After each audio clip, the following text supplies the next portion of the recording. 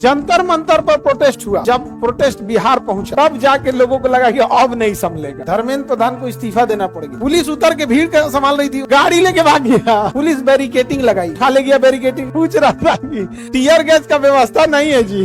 बिहार में भी जो आंदोलन हुआ, बच्चों ने कोई लाठी डंडा नहीं चलाया, लाठी डंडा का एंजॉय किया। उस सरदार दी जिम्मेदार है जो बोला था आओ हो बिहार वाले कहाँ बढ़ो, और इस सारा चीज के लिए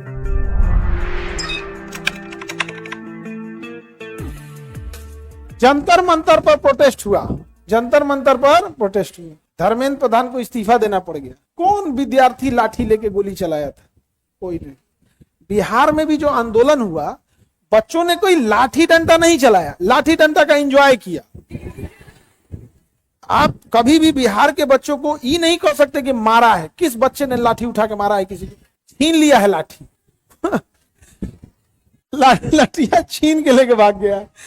पूछ रहा था कि टीयर गैस का व्यवस्था नहीं है जी, कुछ व्यवस्था नहीं रखे हैं आप लोग। उससे पूछ रहा था वाटर कैनन को, सर एक बार और चलवा दीजिए।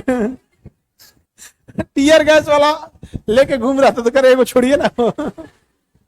पुलिस उतर के भीड़ का संभाल रही थी, उनकी गाड़ी खाली थी, गाड़ी लेके भाग गया। 112 नंबर का गाड़ी लेके भाग गया है गांव में लेके। और वो फोन कर रहा है, पहुंचा तो नहीं, कैमरा चालू रहा। मस्त लेके चल गया है गाड़ी। वह पुलिस का गाड़ी पलट दिया, पुलिस का गाड़ी ही पलट दिया और उसमें पंखवा नोच दिया, कहते हो गए व्यवस्था पंख। तो मारपीट नहीं किया, इंजॉय किया उसका। और जब प्रोटेस्ट बिहार पहुंचा तब जाके लोगों को लगा कि अब नहीं संभलेगा। पुलिस बैरिकेटिंग लगाई, तो कौन सा गाली गलौज किया? उठा ले गया बैरिकेटिंग। और इस सारा चीज के लिए उस सरदार दी जिम्मेदार है जो बोला था आओ हो बिहार वाले कहाँ बढ़ो, उस सरदार जी बोला के फूल कांड करा दिया। बिहार यूपी वाले भैया लोग आओ हो बुला दिया हुआ आदमी, और बुलाने के बाद उल्लेसन सेट कर दिया। अब आज से 5 साल 6 साल बाद जब भी कोई प्रोटेस्ट होगा तो लोग कहेंगे कि भैया 10 दिन 15 दिन 20 दिन प्रोटेस्ट करो, अपने हिसाब से जैसे करना है करो। फिर कोई सरदार जी आएंगे, 10 दिन हो गई अब हो। अभी सुपौल में मगरमच्छ निकला तो उसको थाना में जमा कराने लेके चलो,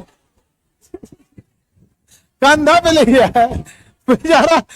पूरा जब मगरमच्छ छूटेगा ना पानी में, हल्ला कहेगा भाई बिहार नहीं चल रहा है, मुगल सराय से मुड़ जाना है, बिहार नहीं जाना है। ट्रेन में एसी फर्स्ट क्लास होता है। एसी फर्स्ट क्लास में आपको ट्रेन के अंदर कमरा दिया जाता है, आप उस कमरे को अंदर से बंद कर सकते हो।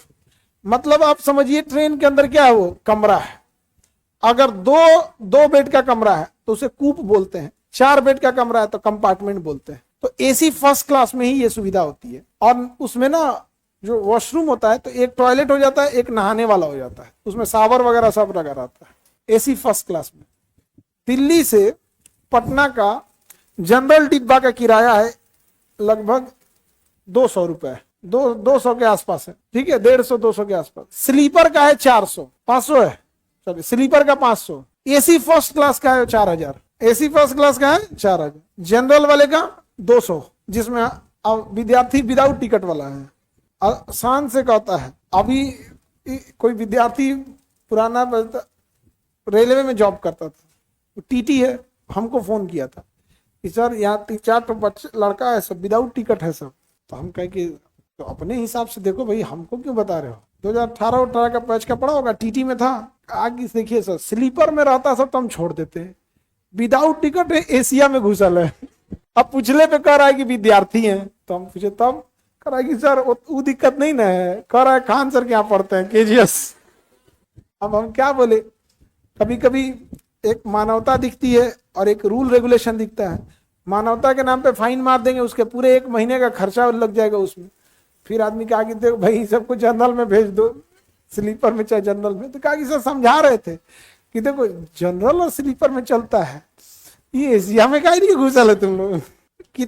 तो जनरल डिब्बा में और एसी में कितना डिफरेंस आ जाता है, बहुत का। और एसी में भी थर्ड एसी तो स्लीपरे है, थर्ड एसी स्लीपर, ये बस उसमें एसी लगा दिया है।